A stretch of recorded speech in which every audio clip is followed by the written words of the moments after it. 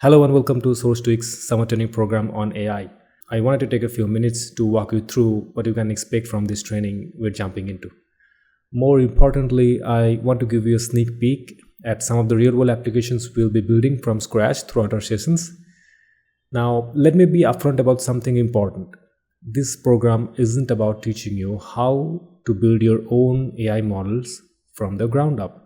Instead, we're focusing on something far more practical and immediately valuable for your careers. Learning how to build amazing real-world applications that seamlessly integrate AI capabilities.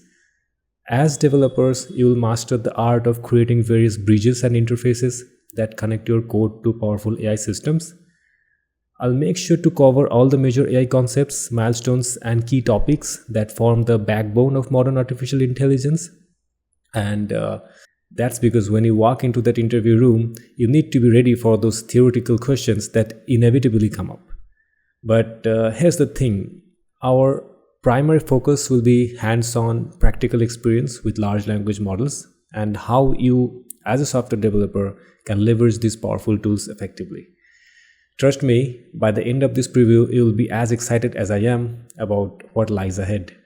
Here is our first app, and as you can see, this is a chat app that interacts with a locally installed LLM and has real-time communication capabilities using WebSockets.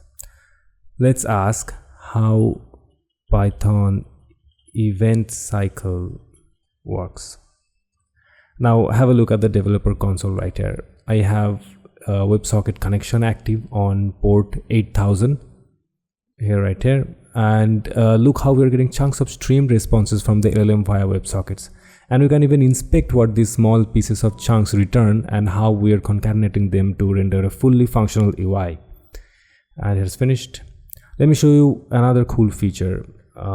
Let's ask, what is Tesla H100? Enter. Okay. And you can see there is a continuous stream of response from the model. And just look, there is this red button right here in below. So we can actually click it to stop any point in time, and there will be no more chunks coming through the socket. And if we happen to inspect the last message, notice that the type is stopped, indicating it was a stop call from the user. Now you can see this UI is pretty basic just to start with, but we can enhance it to look modern and production ready. And on the process in the training, during the training, I'll actually guide you in step by step how you can do that. But for now, I'll just paste it over. I have it prepared already. Replace. And there we go. So let's give it a try once again. How do Python function works? Okay. And as expected, we get the response in stream. And just look at the UI. The dark mode is really clean. This UI is fully responsive as well, meaning on all smaller devices like phones or tablets, this fits perfectly. Just like that. Really cool. So that's it. One more thing. In the response, if there is any code block, you can simply click on any of these stuffs and just paste over somewhere. Moving to our second app. This one is based on Model Context Protocol, MCP, and is a learning assistant.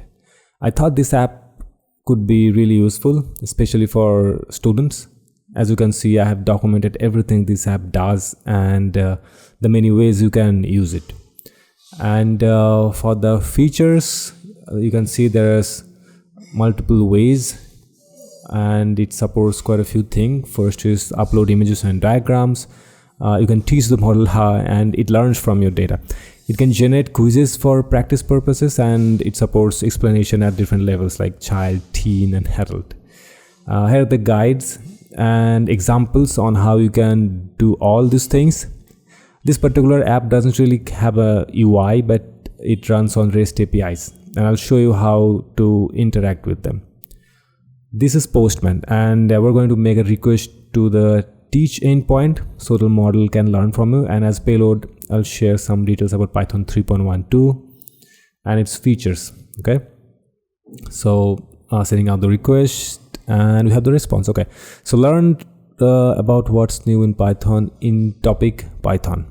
So here are the things it claims to have learned. So we have another endpoint that's called /ask, where you can ask questions based on topics that you taught the model earlier.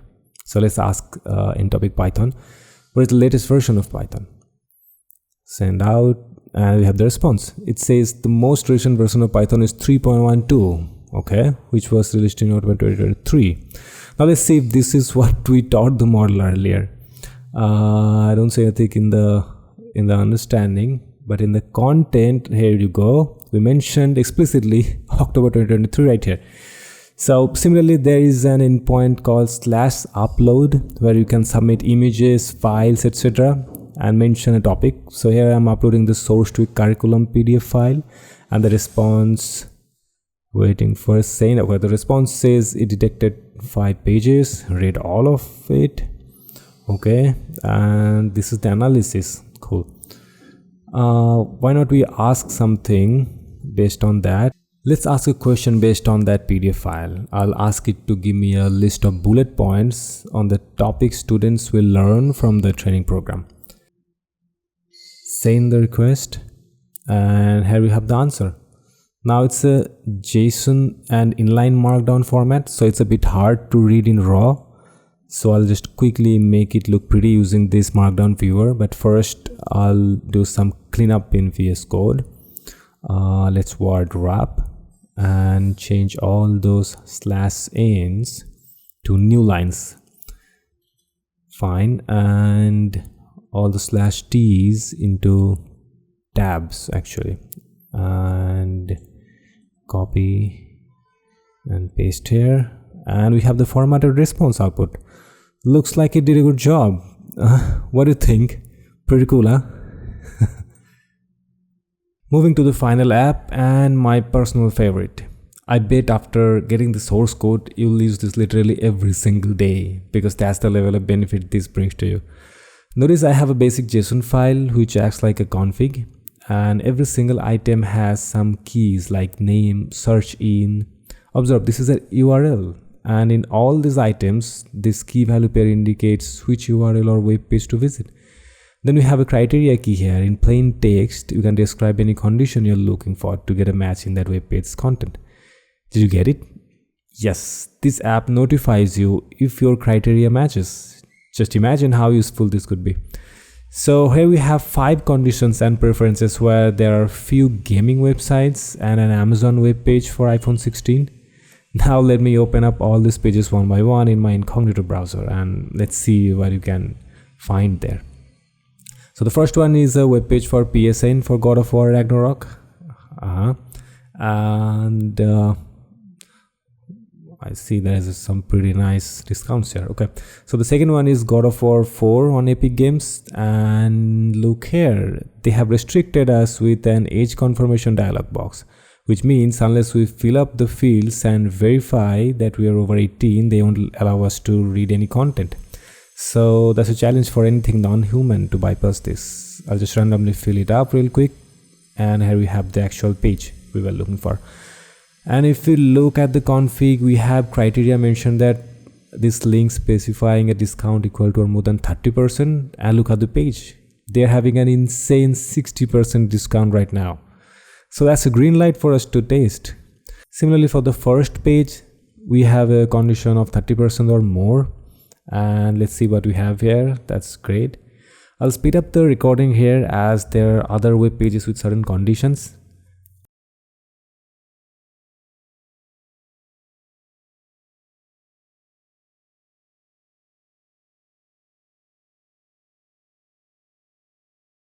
At the end we have Amazon, and this is a bot prevention page from Amazon that's checking if you are human. Well, we will just continue. And we have iPhone 16 here, and look, it's currently having a 9% discount on Amazon. Now if you check our criteria in the JSON file, it has 5% or more, which means it satisfies the condition. I'll give the code a run, and let's see how many conditions are met, and we get some notifications. Let's see. So look at the logs, how the script is going to different pages, collecting content, clicking buttons like a real user, and using the local AI model to make the decision whether the conditions are met. And here we have some messages in Discord. Look at that. So 3 conditions were met, and look at how detailed everything is. Every single useful attribute is mentioned here, and even the percentages and the current price, the original one, the discounted, the dates, every single thing, and of course the link to visit the actual page here. This is crazy. And if everything is running correctly, I also did set up a Telegram notification as well alongside with Discord, so we can expect some message in there as well. And here we have, so we have one of the same notification in here in my Telegram chat. This is beautiful.